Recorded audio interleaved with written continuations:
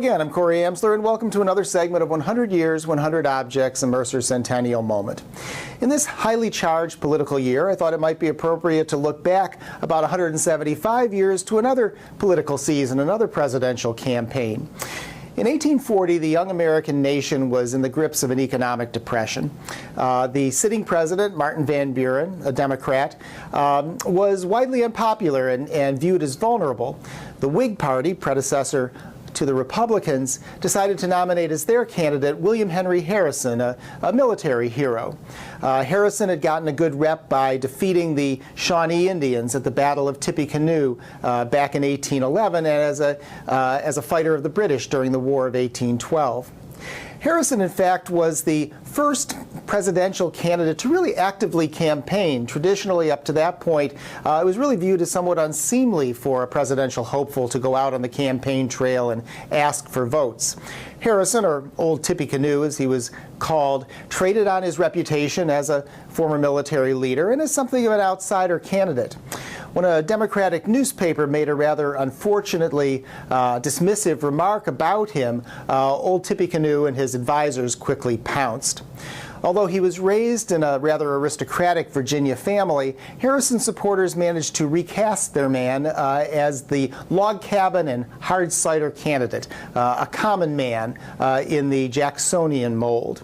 Martin Van Buren, his opponent on the other hand, was portrayed as a wealthy snob, out of touch with regular folk. Silk shirts and velvet vests were out. Homespun was very much in. Out on the campaign trail, Harrison would swig hard cider during his stump speeches, and his supporters would sing songs, chew tobacco, and punctuate the choruses by spitting.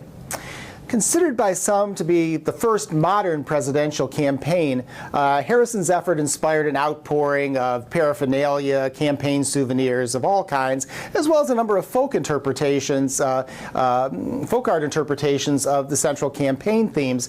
This is a painting that was found in Bucks County in the early 20th century, a folk painting that was meant obviously in support of Harrison's campaign. Up in the left corner here in the banner held by an eagle are the words "For Harrison and Tyler," Tyler being Harrison's vice presidential running mate, Tippecanoe and Tyler too. And then over here, Harrison sits astride his horse, leading troops heroically into battle against Native Americans that are seen in the distance here. And in the foreground is the log cabin and the barrel of hard cider that were the typical dwelling place and the favorite drink of frontier Americans in this time period, a constituency that the Whigs very much wanted to reach. Over on the right is a hound that's treated a raccoon, may represent the so-called old coon Henry Clay, another Whig politician who Harrison defeated for the Whig Party nomination earlier during the campaign. Now, Harrison's log cabin and hard cider campaign not only was great theater, it also worked. Some 80% of eligible voters turned out to cast their ballots. And although the popular vote was close, the margin in the Electoral College was pretty lopsided. Harrison won in the Electoral College by a margin of about 234 to 60.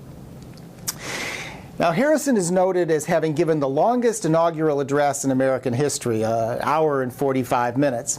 Unfortunately for him, he's also noted for having held the shortest term of office. Barely a month into his presidency, he died from an illness that he had contracted. So in this political season, in this political year, here's a political story and a political artifact. And thanks for tuning in to another Mercer Centennial Moment. I'm Corey Amsler.